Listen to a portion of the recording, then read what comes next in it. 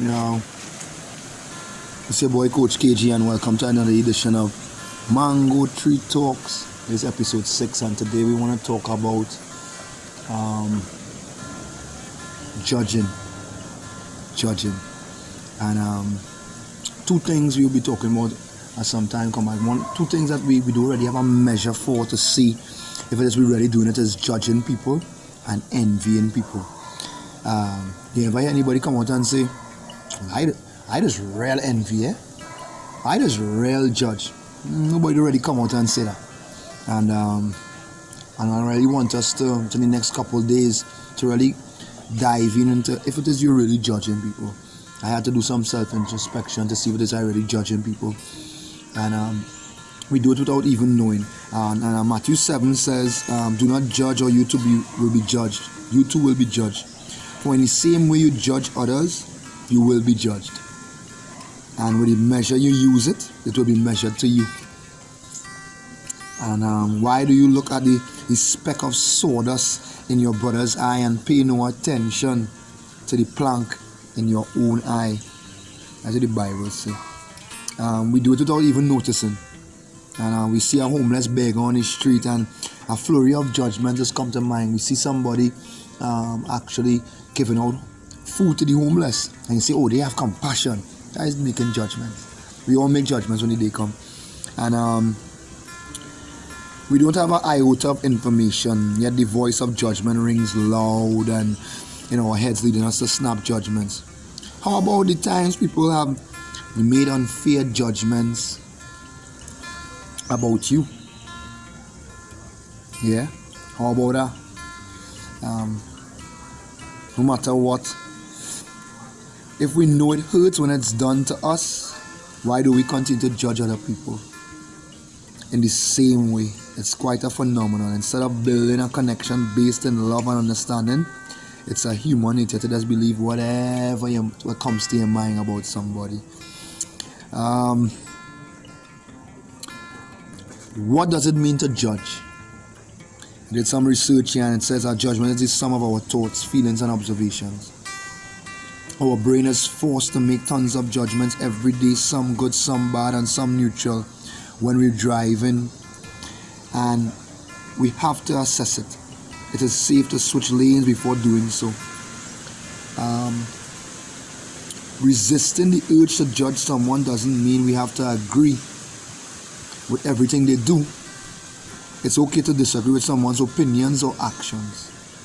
If your boss loses their temper and starts hurling insults, it's all right to think that they're acting inappropriately. The difference between you and somebody else is that when you judge, you dismiss other people's feelings, and in essence you write them off. And you wanna see people for who they really are and what's really going on inside of their lives. Because plenty of people going through so much things. And why do we judge though? The root of all judgment comes from one's place, and one place alone: ego. When we see someone behaving in a way that we disagree with, we think, I would never act like that. I am better than that. I am more righteous. We cannot say it that way without saying it. I am hardworking. I'm smarter. But putting someone else down makes us feel temporarily better about ourselves. The ego is a master magician, constantly deflecting our attention, distracting us from our own shortcomings and the work that we need to do to improve ourselves. You have to strip daily. Trust me, we all have to strip daily. We must strip daily.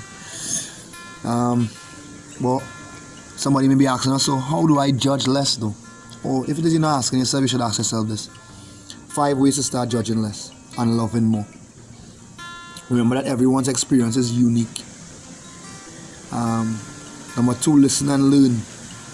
Number 3, look for the positive. Number 4, question yourself. That means when someone rubs you the wrong way, there's a reason. Instead of condemning them, look at yourself and ask, why does this bother me so much? Often the things we don't like about other people are a reflection of our own issues or insecurities. I just have to point that one. Number 5, don't try to change people. It is not our job to change other people. We can offer advice, lead by example, and inspire people. Where it's up to each individual person to decide and improve their lives. Let people have room to be who they are. The things you might not like about someone may be the very things they are already working on. What we need to do right now is create a loving and accepting world, and that starts with us, the individual.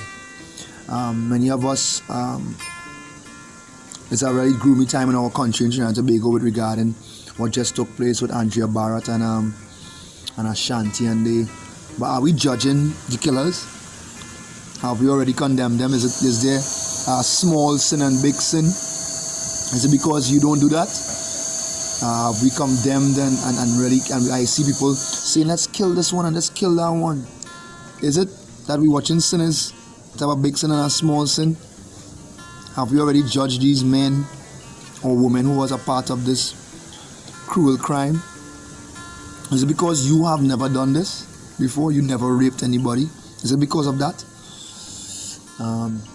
We need to be careful, and it's not about judging by way of saying alone, but it's what's in your heart.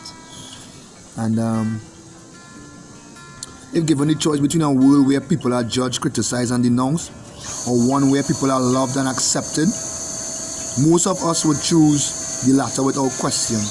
It's hard to remember that creating a loving and accepting world starts with us, in both our thoughts and our action. The more that we judge others, the less room we have for love. So, my go to you today is, let's choose to replace judgment with understanding, compassion, and love. Yeah? This was another edition of Mango Tree Talks with Coach KG. Have a great weekend. Warriors.